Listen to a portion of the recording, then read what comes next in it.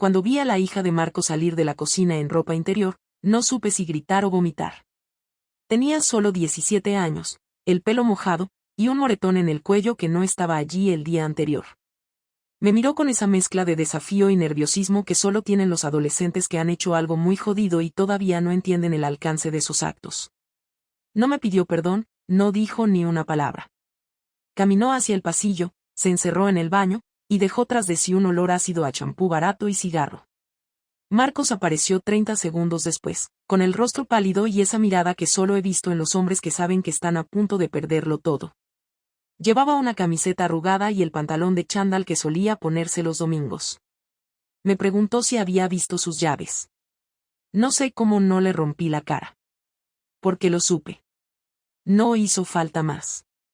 Esa niña, esa que me saludaba por cortesía cada vez que venía a pasar el fin de semana con nosotros, esa que se sentaba en silencio con los auriculares puestos mientras comíamos, esa misma niña acababa de salir de su cama. Y él tenía los cojones de preguntarme por las llaves. No respondí. Fui al salón, agarré mi bolso y salí a la calle con una calma que no entendía ni yo. Me temblaban las piernas, pero no me detuve hasta llegar al primer bar abierto. Pedí un vermut doble. Luego otro. Y otro. Estuve una hora mirando fijamente la pared de ladrillo mientras mi cabeza se deshacía en preguntas. No había manera de justificarlo, no había excusa, no había te juro que no es lo que parece que pudiera arreglarlo. Había una línea que no se cruza, una frontera que no importa cuánto se deteriore un matrimonio, no se toca. Él la cruzó. Con la hija de su exmujer. Durante años pensé que la monotonía era el peor enemigo de una pareja. Que el silencio, la rutina, la falta de deseo mataban lentamente todo lo que una vez fue amor. Pero estaba equivocada. Lo peor es el desprecio.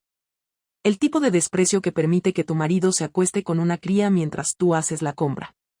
Ese desprecio frío y silencioso que no necesita palabras, solo decisiones. Como esa. Lo más repugnante de todo es que, hasta ese momento, yo no tenía intención de irme. Había cosas que ya no funcionaban, claro. No éramos apasionados, no nos buscábamos como antes, pero yo seguía allí. Seguía preparando cenas, cuidando su ropa, ayudándole con sus vídeos. Incluso cuando empezó a dormir más veces en el estudio que en la cama, no dije nada. Lo atribuía al estrés, al trabajo, a las preocupaciones. Me convencía de que todas las parejas pasan por eso. Pero no. No todas las parejas esconden menores en su dormitorio mientras tú estás en el salón viendo una serie. Aquella noche dormí en casa de mi amiga Lucía. Le dije que había discutido con Marcos, que necesitaba espacio. No fui capaz de contarle nada, ni siquiera a ella. ¿Cómo le explicas a alguien que tu marido se ha acostado con una niña? Ni siquiera estaba segura de si era legal. Pero en ese momento no pensaba en justicia, ni en leyes. Pensaba en mí. En todo lo que había aguantado. En cada vez que me tragué las ganas de discutir. En cada vez que le dije que le quería y él respondió con un yo también sin mirarme a los ojos. En cada vez que me hizo sentir sola incluso cuando estábamos en la misma habitación. Me pasé el sábado entero sin contestarle. Me llamó 17 veces. Me dejó 7 mensajes. Tenemos que hablar, no es lo que crees, por favor, vuelve a casa. No los abrí. El domingo, a las 3 de la tarde, recibí una llamada de su exmujer. No me esperaba eso. Me dijo que su hija le había confesado todo. Que estaba destrozada. Que pensaba denunciarle. Me pidió perdón. A mí. Me pidió perdón llorando, como si ella tuviera alguna culpa, como si no llevara años intentando advertirme del tipo de hombre con el que me había casado. No supe qué decirle. Colgué y me quedé mirando el móvil como si fuera una bomba. Esa misma tarde, cuando creía que ya no podía caer más bajo, fui yo la que llamé a Diego. Diego no me preguntó por qué lo llamaba un domingo por la tarde. Su voz fue neutra, sin emoción, pero no fría. Me dijo que estaba en casa, que si necesitaba hablar podía pasarme. Le dije que no, que prefería caminar, que necesitaba aire, que nos viéramos en algún sitio. Quedamos en el paseo del río, en el tramo entre Arganzuela y Legazpi. Siempre me había gustado esa zona porque parecía que nadie tenía prisa. Llegué antes que él y me senté en uno de los bancos frente al agua, las manos heladas a pesar de que hacía más de 20 grados. Cuando lo vi venir, noté que me dolía el pecho, pero no de tristeza, sino de rabia contenida. Se sentó a mi lado sin decir nada. Nos quedamos así un rato, en silencio. Yo sabía que si hablaba demasiado pronto iba a estallar, así que simplemente miré al frente. No me preguntó si estaba bien. No hizo falta. Le conté lo que había pasado con Marcos sin detenerme, sin filtros, como cuando escupes algo que llevas atragantado horas. Diego no interrumpió ni una sola vez. Solo al final me preguntó si quería denunciarlo. Le dije que no lo sabía. No quería pensar en la parte legal todavía. Le hablé de la niña, del moretón en el cuello, del olor a tabaco, de la cara de Marcos preguntándome por sus llaves como si nada, del mensaje de la exmujer. Y entonces me callé. Me quedé mirando al agua y sentí que había algo dentro de mí que se había roto y que no tenía ninguna intención de volver a su sitio. Diego me tocó la mano y me la sostuvo un momento. No fue un gesto romántico, ni sexual, ni siquiera especialmente cariñoso. Fue un contacto humano en mitad de una situación donde ya no me sentía humana. No sé cuánto tiempo pasó hasta que me di cuenta de que no quería volver a casa. Ni a la de Lucía, ni a la mía. No quería estar con nadie que me conociera lo suficiente como para hacerme preguntas. Así que cuando Diego me dijo que si quería podía dormir en su casa, le dije que sí. Caminamos hasta su portal sin decir una palabra. Al entrar, me quitó el abrigo con cuidado y lo colgó. Me ofreció algo de comer. No tenía hambre. Me ofreció una ducha. Le dije que sí. Me metí bajo el agua caliente y lloré tanto que pensé que me iba a desmayar. Cuando salí, llevaba una camiseta suya y el pelo empapado. Me senté en el sofá y lo vi prepararse un café. Sus movimientos eran lentos, casi calculados, como si no quisiera romper el silencio que se había instalado entre nosotros. Me lo ofreció. Lo acepté. Entonces me miró directamente y dijo, ¿y ahora qué vas a hacer? No supe qué responder. Esa noche no dormimos juntos. Él se fue a su habitación y me dejó en el sofá con una manta y una botella de agua. No intentó tocarme, no buscó ningún tipo de cercanía física. Me trató como alguien que necesitaba un refugio, no como una mujer vulnerable que podía ser aprovechada. Y eso, curiosamente, fue lo que me destruyó más. Porque me di cuenta de que hacía años que nadie me miraba con respeto. Ni Marcos, ni nadie. Y en ese silencio, tumbada en un sofá ajeno con el cuerpo tenso y la mente desbordada, se me cruzó una idea que al principio quise ignorar. Pero estaba ahí. Una punzada que me repetía, ¿y si te permites hacer lo que él ya ha hecho? ¿Y si dejas de contenerte por una vez en tu vida? La semana siguiente me instalé en casa de Lucía. Le dije que todo había terminado con Marcos, que no quería hablar de los detalles. Se lo respetó. Me dio una habitación y un par de cajones. El martes por la noche, volví a escribirle a Diego. Le dije que necesitaba salir. Me respondió con la dirección de un bar en Chamberí. Fui. Esa vez no hubo conversación profunda. No le conté nada. Solo bebimos, reímos, fumamos en la puerta. Y cuando nos miramos a los ojos al final de la noche, supe que iba a pasar. Pero no fue un accidente. No fue un desliz. No fue una reacción emocional. Fue una decisión premeditada. Una elección limpia. Me subí a su moto, apoyé la cabeza en su espalda y cerré los ojos. Esa noche dormí con él. Y no me arrepentí. No me sentí culpable al despertar. Tampoco victoriosa. Solo extrañamente en paz. Como si por primera vez en mucho tiempo hubiese hecho algo que era solamente mío, sin pensar en las consecuencias, sin medir el daño. Diego no me pidió explicaciones. Me preparó café, me dejó una toalla limpia, me preguntó si quería quedarme un rato más. Y me quedé. Pasamos el día entero juntos. Salimos a dar una vuelta, comimos fuera, me habló de su familia, yo le conté algo de la mía. Parecíamos dos personas normales, como si nada estuviese roto, como si el mundo fuera otro. Por unas horas me permití vivir esa ficción. Y lo disfruté. Esa misma tarde Marcos volvió a escribir. Su tono había cambiado. Ya no pedía hablar. Exigía. Quería que volviera a casa, que aclaráramos todo, que dejara de hacerme la víctima. Me acusaba de estar contando cosas que no eran verdad, de manipular a su exmujer. Me decía que lo que había pasado con su hija no era como yo pensaba. Le respondí con una sola frase: no pienso volver, no me busques. Me bloqueó. A la mañana siguiente recibí un correo suyo, largo, lleno de justificaciones, de frases rebuscadas, de frases que empezaban con yo jamás haría algo así y terminaban con todo esto lo estás malinterpretando. Lo borré sin leerlo completo. Ya no tenía sentido. Durante las semanas siguientes me vi con Diego casi a diario. No éramos una pareja. No hablábamos de nosotros. Pero teníamos algo. Algo que se sentía cómodo, real, sin etiquetas ni promesas. Y eso me bastaba. Volví al trabajo. Dejé de mencionar a Marcos. Dejé de contestar llamadas desconocidas. Empecé a dormir mejor. Me apunté a yoga. Fui a la peluquería.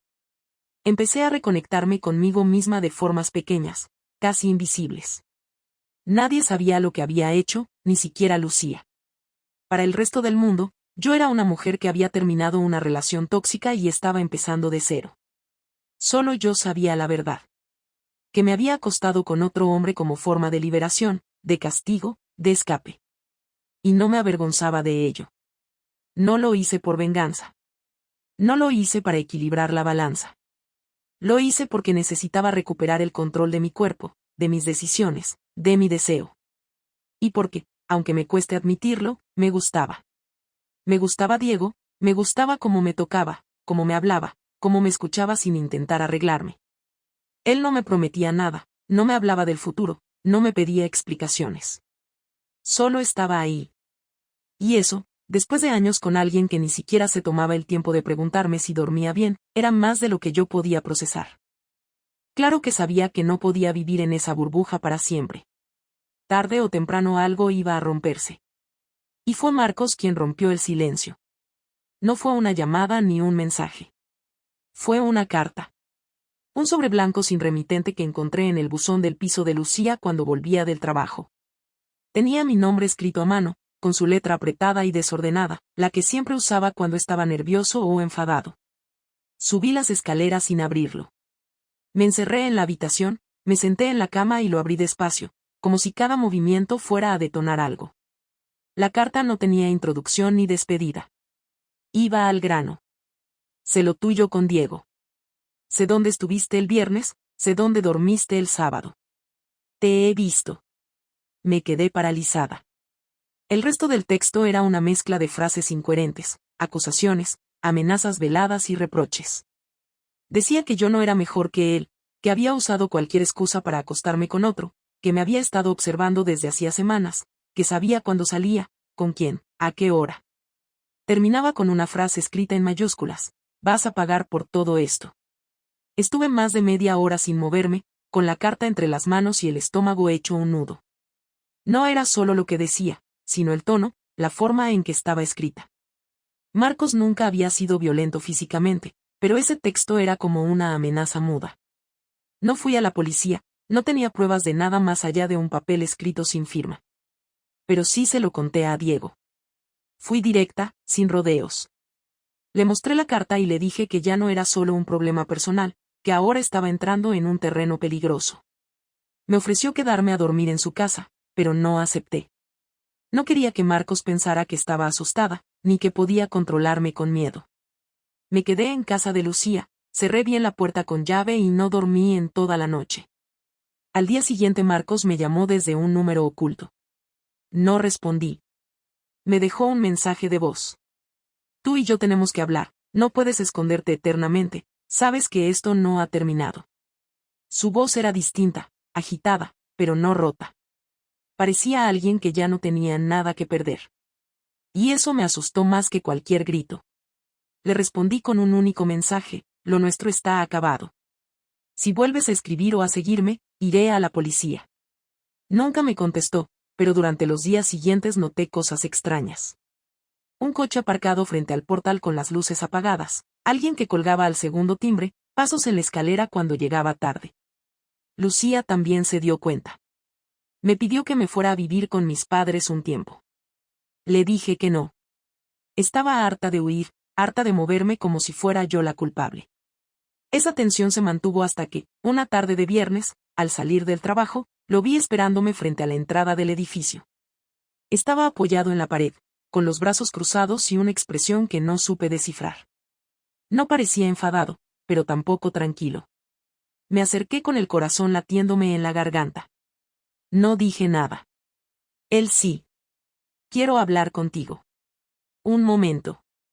Nada más, me dijo sin moverse. No tengo nada que decirte, le respondí sin mirarlo directamente. Pues entonces escúchame. Solo escúchame.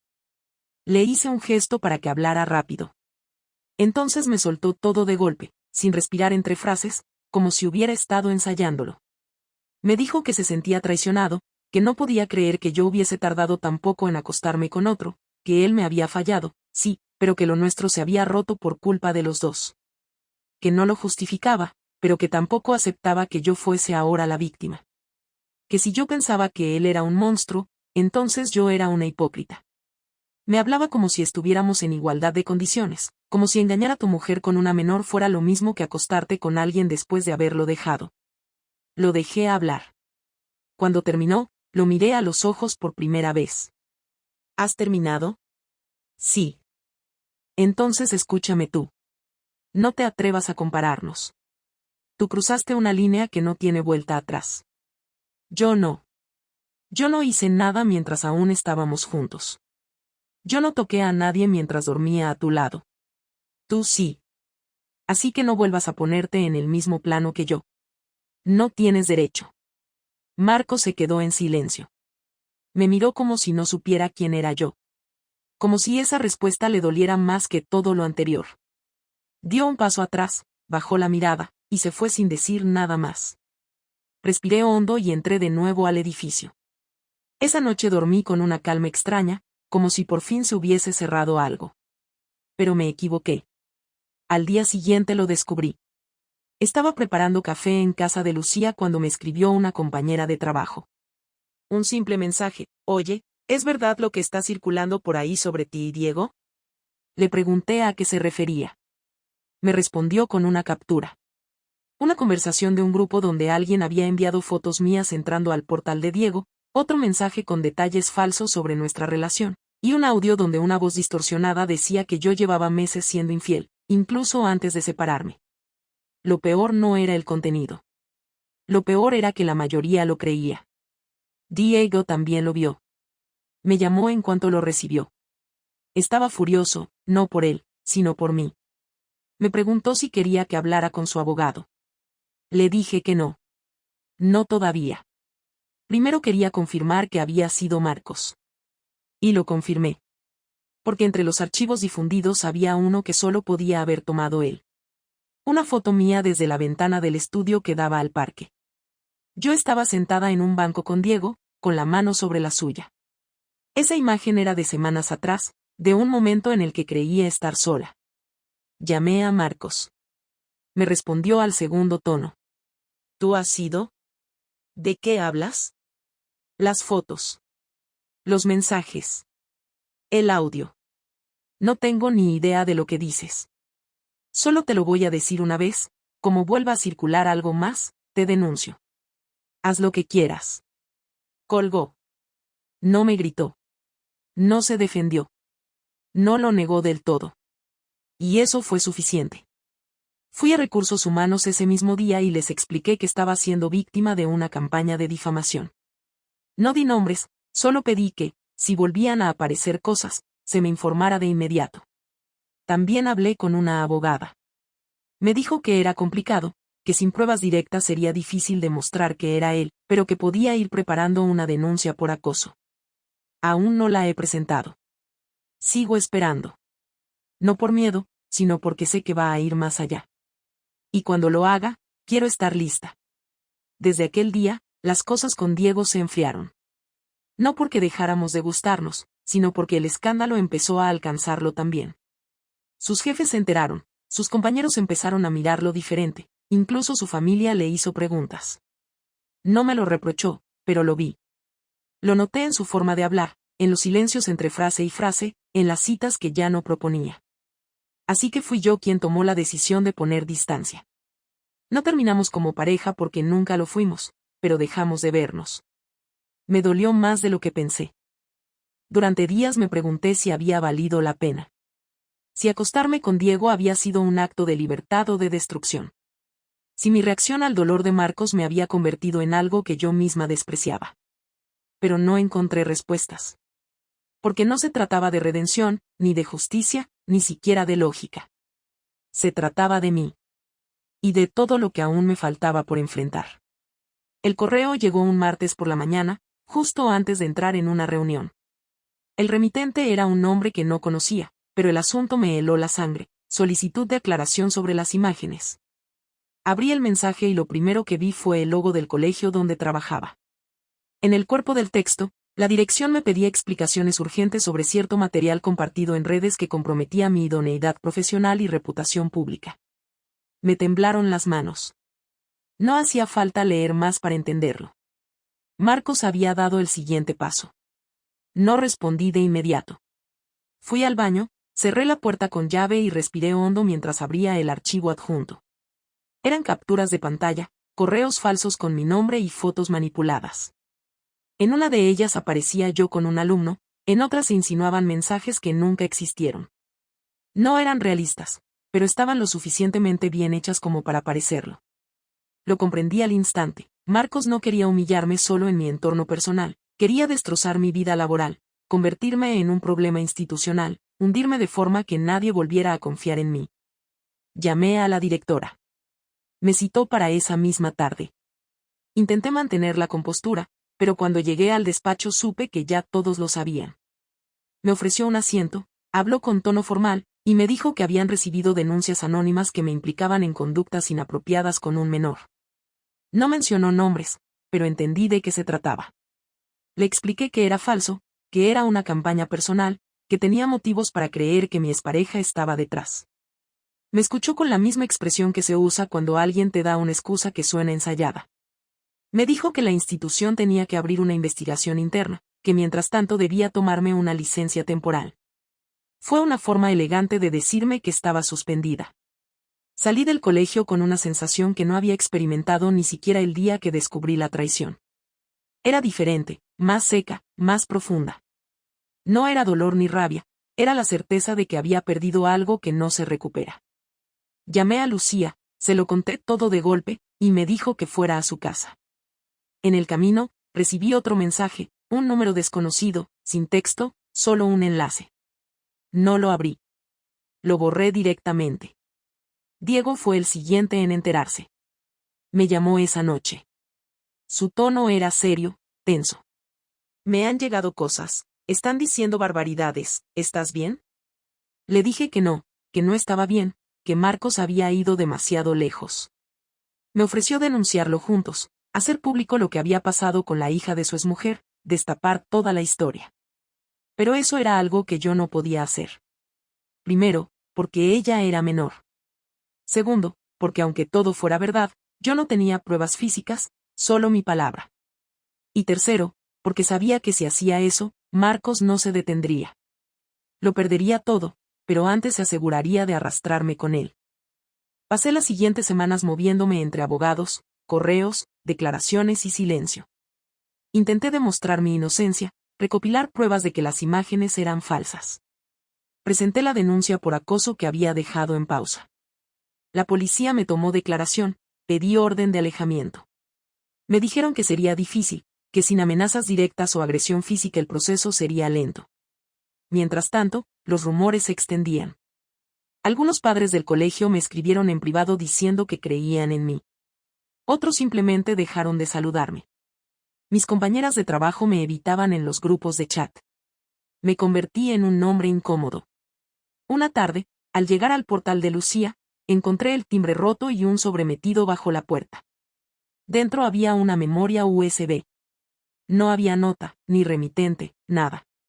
Dudé un buen rato antes de conectarla al portátil. Cuando lo hice, vi 3 carpetas: pruebas, videos, chat.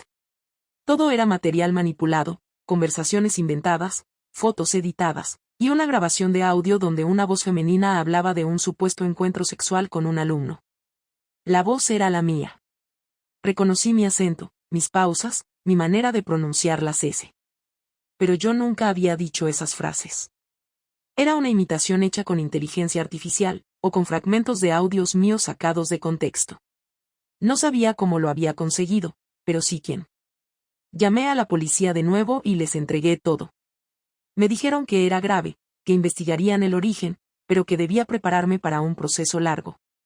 También me recomendaron no hablar del tema públicamente hasta tener resultados.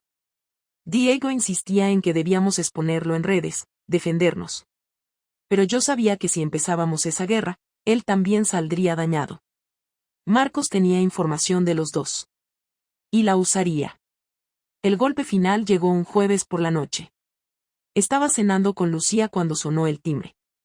Era un mensajero. Me entregó un sobrecertificado. Dentro había una citación judicial. Marcos me demandaba por difamación y acoso. Según el documento, alegaba que lo había denigrado públicamente y creado una narrativa falsa sobre una supuesta relación con una menor. Lo había invertido todo. Era una jugada sucia y precisa. Si ganaba, mi reputación quedaría destruida legalmente. Si perdía, al menos conseguiría arrastrarme por meses entre juicios y abogados. Esa noche no hablé, no lloré, no me moví. Lucía intentó calmarme, pero ya no tenía energía para indignarme. Estaba agotada. Lo único que pensaba era que Marcos me conocía demasiado bien. Sabía cómo atacarme sin tocarme. Sabía que el desprecio público dolía más que cualquier agresión. Y sobre todo, sabía que, aunque yo tuviera la razón, probarlo sería casi imposible. Durante el proceso, me interrogaron varias veces. Me preguntaron por mi relación con Diego, por los mensajes, por la cronología de nuestra separación. Cada pregunta era un recordatorio de mis errores. No mentí, pero cada respuesta sonaba peor de lo que fue. Diego fue llamado como testigo. Lo vi en la sala, nervioso, intentando no mirarme demasiado tiempo. Contestó con firmeza, dijo la verdad. Aún así, la abogada de Marcos insinuó que nuestra relación había comenzado antes de la ruptura, que todo lo que contaba era una revancha emocional. No respondí. No tenía sentido. Al final, el juez no aceptó la demanda, pero tampoco ordenó ninguna sanción contra Marcos. Falta de pruebas concluyentes. Esa fue la frase que cerró el expediente. Ni vencedores ni vencidos. Pero en la práctica, él había ganado. Yo seguía suspendida del trabajo, Diego pidió el traslado a otra oficina, y la mayoría de las personas que me conocían preferían mantenerse al margen. Semanas después, me llegó un mensaje suyo. Era la primera vez que me escribía desde el juicio. Decía, te lo dije. Nadie te va a creer. No contesté. Lo bloqueé y cambié de número. Pero esas palabras se me quedaron grabadas, no por miedo, sino porque eran verdad. Nadie me creyó del todo. Y aunque lo hicieran, ya daba igual. Lo había perdido todo. Un día, mientras revisaba mis papeles, encontré una carpeta con nuestras fotos antiguas, de cuando estábamos bien, de los viajes, de los cumpleaños. No sentí nostalgia, solo una distancia inmensa. Me di cuenta de que ya no lo odiaba, ni lo amaba, ni siquiera me dolía. Había pasado a ser una figura sin rostro, un nombre asociado a una historia que me había destruido y que ya no quería recordar. Cuando terminé de ordenar las cosas, abrí el portátil y redacté una carta para la dirección del colegio. Les comuniqué mi decisión de no volver. No porque me sintiera culpable, sino porque necesitaba empezar de nuevo en otro sitio donde no me conocieran por lo que había pasado. Cerré el ordenador, salí a la calle, y por primera vez en mucho tiempo, no miré hacia atrás. El daño ya estaba hecho, pero al menos aún podía decidir qué hacer con los restos. Fue Marcos quien pidió hablar.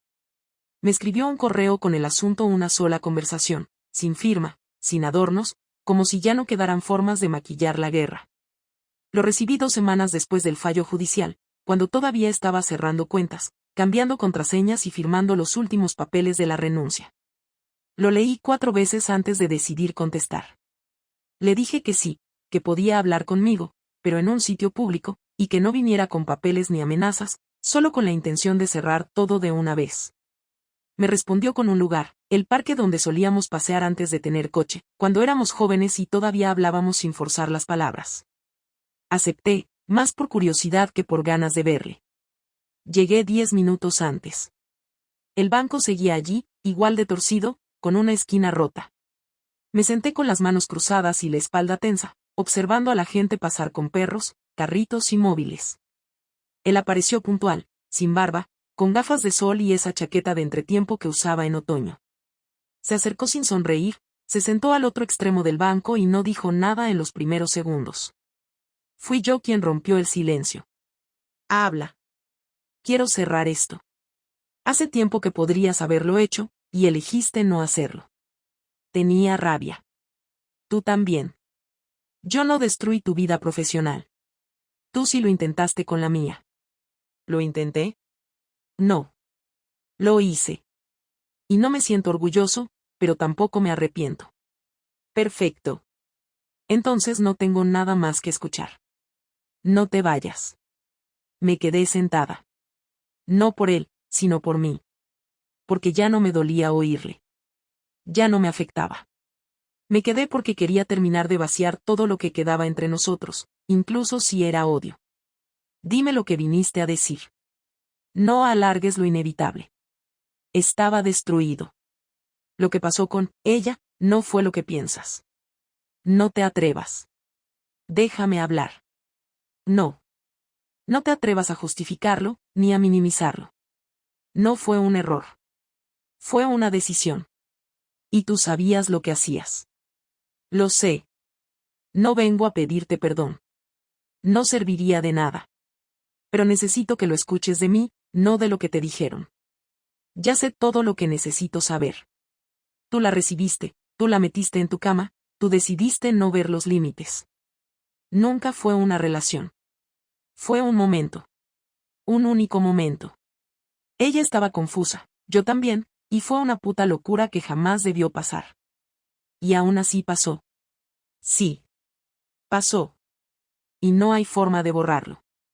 Pero quiero que sepas que después de eso no volví a tocarla, que cuando vi tu cara supe que todo se había acabado. No me interesa lo que hiciste después.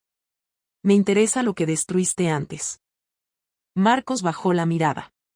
Su cuerpo no era el de un hombre arrepentido. Era el de alguien que ya había aceptado su lugar en el pozo. Pero había algo extraño en su voz, como si no hablara por él, sino por obligación. Continuó. Cuando su madre se enteró, todo se fue a la mierda. Me echó, me denunció ante su familia, me prohibió volver a verla. Le dijeron que si hablaba, me iban a destruir. Así que no lo hizo. Pero no porque tú tuvieras razón. Lo hizo porque no quería pasar por el juicio mediático. Y tú decidiste atacarme a mí en lugar de asumir tus actos. Te vi con él. Tan tranquila. Sonriendo como si nada te doliera. Yo estaba comiéndome la vergüenza en silencio y tú hacías tu vida. Me superó. ¿Y eso te da derecho a inventar cosas? ¿A falsificar pruebas? ¿A difamarme hasta hacerme perder el trabajo? No. No me da derecho. Pero lo hice igual. Quería que sufrieras lo mismo que yo. Que sintieras como es que todos te miren como si fueras una aberración. Lo lograste. ¿Te sientes mejor? No. Silencio. Largo. Solo se oían los pasos de la gente. Una madre riendo con su hijo. Un perro corriendo detrás de una paloma. Todo seguía girando como si nuestra vida no importara nada. Entonces le hice la pregunta que llevaba semanas evitando. ¿Por qué ella? No lo sé. Fue rápido. Fue estúpido. Fue fácil. No. No digas que fue fácil. Dilo como es, fue una traición inmensa. Injustificable. Y no solo hacia mí. También hacia ella. Tenía 17 años. Tú el doble. Tú el poder. Tú la casa. Tú el adulto. Lo sé. Y no espero que lo entiendas. Solo necesitaba decirlo. ¿Y ahora qué? Ahora tú decides. Si quieres llevarlo todo a los tribunales, lo aceptaré. Si quieres olvidarte de mí, también. Pero quiero que sepas que no volveré a hacer nada contra ti. Se acabó. ¿Por qué ahora? Porque ya no tengo nada. Perdí a mi hija, a mi canal, a mi trabajo. Perdí todo lo que me quedaba. Y ahora me doy cuenta de que tú eras lo único que me sostenía. Aunque no lo supiera. No me digas eso como si fuera un cumplido. No soy responsable de tu caída. Solo de la mía. Lo sé. ¿Y ella? Está en terapia. Su madre la llevó a Galicia. No he vuelto a saber nada más. Me alegro. Marcos asintió. No intentó tocarme, ni acercarse. Solo se levantó despacio y dijo lo último que necesitaba oír. Sé que ya no hay perdón. Pero gracias por escucharme. Y se fue. Caminó por el mismo sendero que solíamos recorrer juntos. Esta vez no miré cómo se alejaba. Me quedé sentada, con el pecho cerrado y la garganta seca, pero sin lágrimas. No sentí alivio ni satisfacción. Sentí el peso de una historia que por fin se había cerrado, aunque el daño siguiera. Al volver a casa, Lucía me preguntó cómo había ido. Le dije que ya estaba. Nada más. No hacía falta más explicación. Esa noche dormí 8 horas seguidas. No soñé con él. Tampoco con Diego. Ni con el colegio, ni con las fotos, ni con nada. Por primera vez en meses, mi cabeza estuvo en silencio. Y aunque al día siguiente todo seguía igual, dentro de mí algo se había recolocado. No era paz, pero sí una ausencia de guerra. Y eso ya era un comienzo. Me fui de Madrid sin avisar a nadie. No fue una decisión impulsiva ni una huida dramática. Fue una elección lógica después de ver cómo, cada día, seguía siendo observada como si llevara algo escrito en la frente. Cambié el número, cerré las redes sociales, anulé todas las suscripciones que aún llevaban mi nombre y empaqué solo lo justo para vivir con lo necesario. No me llevé recuerdos, ni objetos compartidos, ni siquiera las fotos familiares. Lo metí todo en cajas y las dejé en el trastero de Lucía, que me abrazó antes de irme sin hacer preguntas. Solo dijo, haz lo que tengas que hacer. Si te quedas, te vas a romper entera. Elegí una ciudad del norte, pequeña, sin conexiones con mi pasado. Un sitio donde podía caminar por la calle sin temor a encontrarme con padres de alumnos, compañeros del colegio, conocidos de Marcos o, peor aún, alguien que me reconociera por los rumores. Alquilé un piso amueblado en un tercero sin ascensor, con una habitación y una cocina que parecía de los años 90. Me apunté a un curso de traducción online, porque necesitaba ocupar la cabeza y no quería volver a depender de nadie. A veces pensaba en buscar ayuda psicológica, pero no sabía por dónde empezar. Las palabras traición, difamación y denuncia me daban náuseas. No quería hablar más de eso. Ni con extraños, ni conmigo misma. Durante semanas viví en automático. Me levantaba, hacía ejercicios simples en casa, desayunaba pan con queso, estudiaba, caminaba por el barrio, leía. No tenía televisión ni conexión emocional con nada. Solo el ordenador y el móvil para lo básico. A Diego no volví a escribirle. Supe por Lucía que se había mudado también, que había cambiado de empresa. No quise saber más. No porque le guardara rencor, sino porque asociarlo conmigo era volver a revivir el punto de quiebre, y ya no quería mirar atrás. Marcos desapareció del mapa. No volvió a escribirme, ni a aparecer, ni a insinuarse en mi entorno.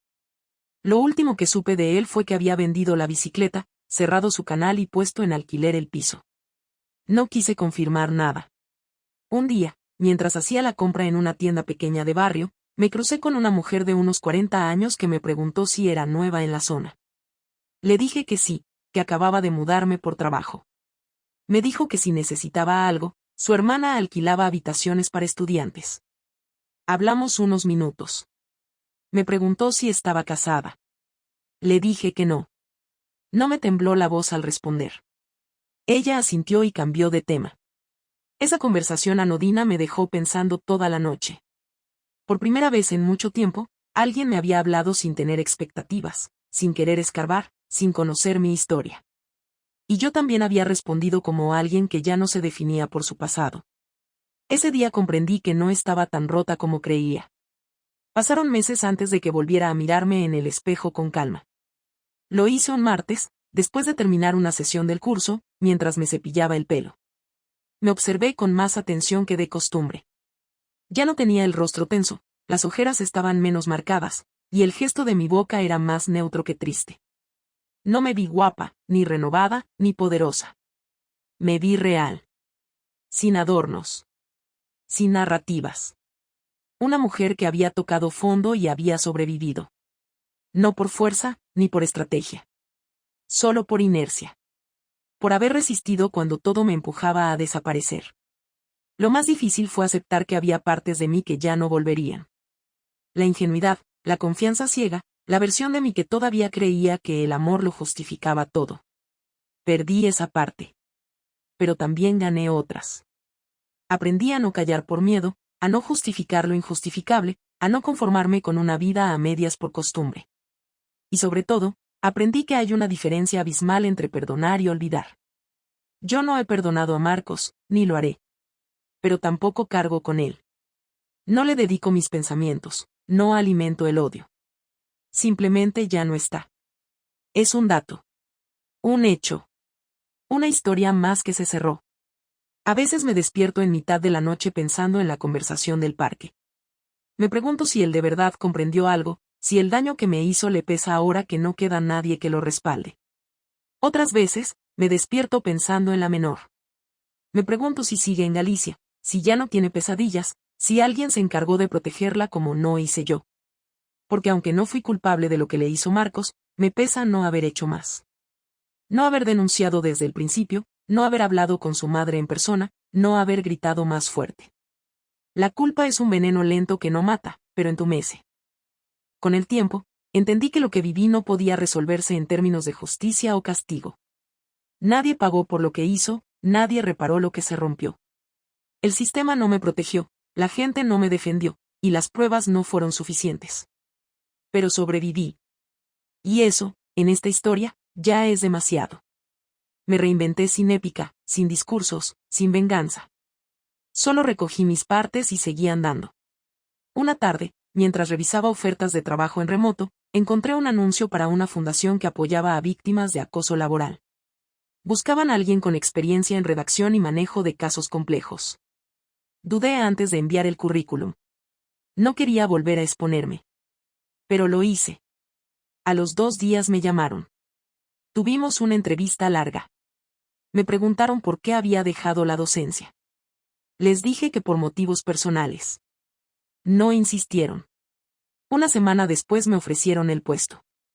Ese fue el primer día en mucho tiempo en el que sentí que algo encajaba. No era una redención.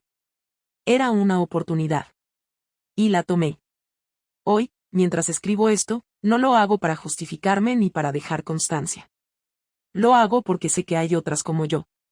Mujeres que fueron golpeadas sin una mano visible, mujeres que fueron desfiguradas socialmente por hombres que sabían cómo moverse en la oscuridad.